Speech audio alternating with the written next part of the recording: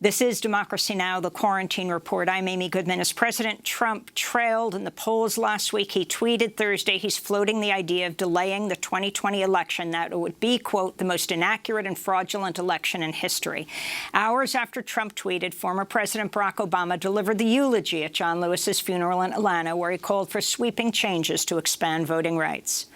Even as we sit here, there are those in power who are doing their darndest to discourage people from voting by closing polling locations and targeting minorities and students with restrictive ID laws and attacking our voting rights with surgical precision, even undermining the Postal Service in the run-up to an election that's going to be dependent on mail-in ballots so people don't get sick.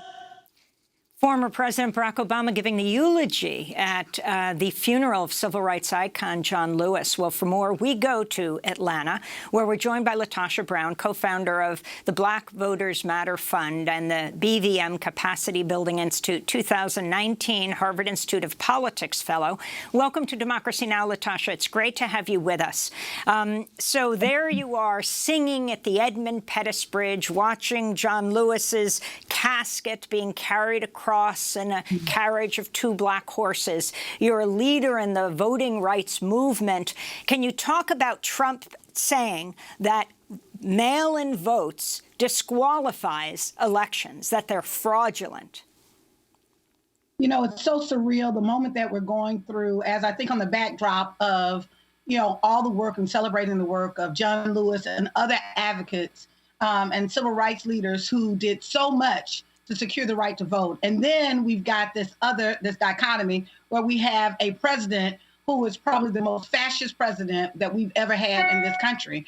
And fundamentally, you know, when I'm thinking about his tweet, I think it's a couple of things, a couple of reasons that he did it. One, he knows he doesn't have the power to do it, but that hasn't stopped him before. I think he is hell-bent on pushing the boundaries, whatever he needs to do to undermine and undercut democracy. The second thing he does, which is very similar to what we saw in the voting rights movement, is that he wants to create an environment of fear, a culture of fear. And so he goes out and he makes these tweets so that his base can get all up in arms. He can already set the stage for what he plans if he loses, as he knows that he's not doing well on the polls right now, that it also sets the tone for that, so that he creates that kind of confusion. And the third thing I think that he does is that he wants to create kind of a confusion among voters in general. He wants to dissuade voters from feeling that it is possible in this election cycle. It's almost like a distraction. You know, I do notice that the day that he did it, you know, this is when we had the highest number of cases of COVID-19 that were reported that day. And so I also think that he has a really masterful way of wanting to change the subject so he can change the news cycle. That oftentimes when he's actually coming under pressure in the news cycle, what he will do is he will say something racist or very inflammatory so that it shifts the news cycle. So I think that it was a combination of what he said around all of that. But just like you heard in that video, it's just not me. There are millions of Americans who have been taken to the streets, you know, over the last couple of months, who are saying, we ain't gonna let nobody turn us around. And so he's got to deal with what he has underestimated. He has really underestimated the power of the people. And so ultimately in November, you know, I think what he thinks is his best tactic is to literally create enough doubt so that he can create confusion, and that in some way he can actually create his base where there's to undermine the results of the election cycle. According to reports, the number of registered voters in your state of Georgia is approaching an all-time high. An article published in the Atlanta Journal-Constitution says there are nearly 70,000 more voters in Georgia today than there were in May. About 30% of the voters said they were black. What do you attribute this massive increase in voter registration to? You know, I think people are paying attention in ways that we haven't been paying attention, that Americans haven't been paying attention before. We have been devastated by COVID-19. There are millions of people right now that are without their jobs. We now have a Congress and a Senate that refuses to extend the unemployment benefits. people are demanding something different. They're fundamentally frustrated with the process. They're seeing all of this act right before their eyes. Trump has failed to show any leadership. And what we're seeing is record numbers. I was out somewhere the other day at a grocery store, and I don't really go out that often. And there was a young person that walked up to me and asked how could they register because they had recognized who I was. I've also been getting those kind of text messages. I've never gotten this kind of response from people who are actually coming to me. Usually we're going out trying to get people to register to vote, but folks have been calling me, young people in particular. So I think we all see what's happening in this country, and I think people are starting to get a sense of how critical this election cycle is, not just because to move Trump out, but because he is actually creating harm in our community. And of course, that came after the meltdown primary in Georgia. You know, the former Secretary of State, who's now the governor, Brian Kemp, doing everything from around coronavirus, copying Trump and not wanting to impose any kind of statewide mask mandate, to, on the issue of voting, continue to challenge votes. Now, Stacey Abrams raised the issue of the amount of money or the lack of money that's being put into these stimulus packages for voting in November. Do you think, LaTosha Brown, that Democrats in Congress are doing enough to ensure a free and fair election and ensure that people have access to the polls, especially mail-in voting, and educated about what that means? You know, I don't think that there's enough being done. I do think that there are some Democrats who have been champions of this process, and I admire them and I lift them up in their work, but we've got to stop looking at this as a partisan issue. This is a democracy issue. So fundamentally, what we have to do is we've got to press all of those in Congress, even those on the outside.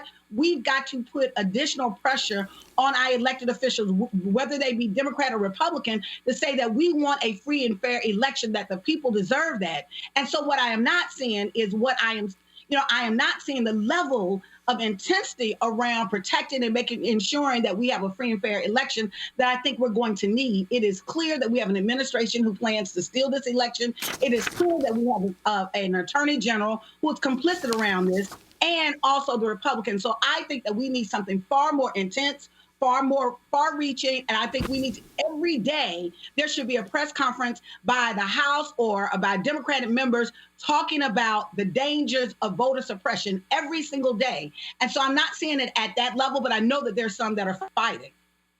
LaTosha Brown, you were one of 7 prominent black women who wrote an op-ed in the Washington Post headlined, "Biden Still Needs Black Women. Here are three things he needs to do." He is expected to choose a candidate, a vice presidential running mate, any day now. You wrote, quote, "Biden's only path to victory is through black women and the voters we know how to energize. Though we have propped up the Democratic Party for decades, the return on our investment in the party might as well read insufficient funds." You went on to outline the 3 points for Biden, which were: America needs a black woman as vice president, America needs a black female Supreme Court justice, and America needs a comprehensive black agenda. Expand on this. So I think that what we need to recognize, and I think we know that for the last 50 years, particularly for the Democratic Party, black women have been the most consistent, at the highest turnout base in any constituency group in this country. Yet in the last 50 years, we've not had a Supreme Court nominee of a black woman. We have not had a black woman in the highest positions as president or vice president, or even nominated or considered as president or vice president. In addition to that, what we've seen is underrepresented representation of black women, and not only just political office, but political appointees. And so we are demanding something different, that as we're going into this new phase of American democracy, that those who are on the front lines, who are protecting and who have always been on the vanguard of protecting democracy. We stood 100 years ago with our white female counterparts, although our own vote wasn't secured till 50 years later, that we have consistently been on the vanguard of pushing democracy. However, we have been completely underrepresented.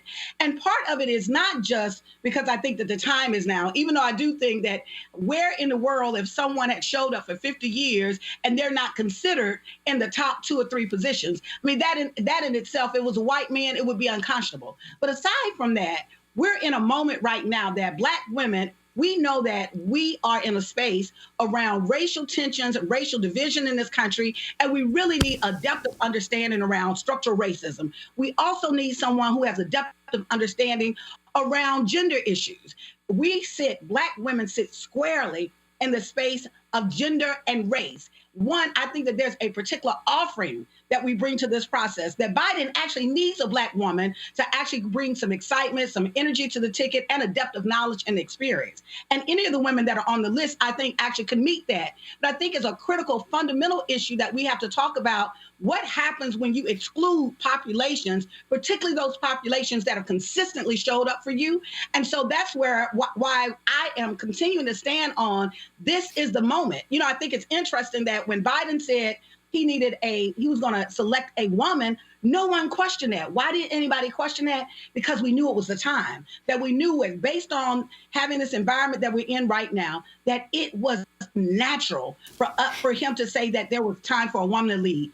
Does the same not apply to in this moment that we're in right now? A Black woman would bring a critical voice to this process and bring a certain level of energy and expertise. LaTosha Brown, I want to thank you for being with us, co-founder of the Black Voters Matter Fund and the BVM Capacity Building Institute. Thanks so much for joining us. When we come back, we speak to a Moroccan journalist, human rights activist who has just been jailed. Stay with us.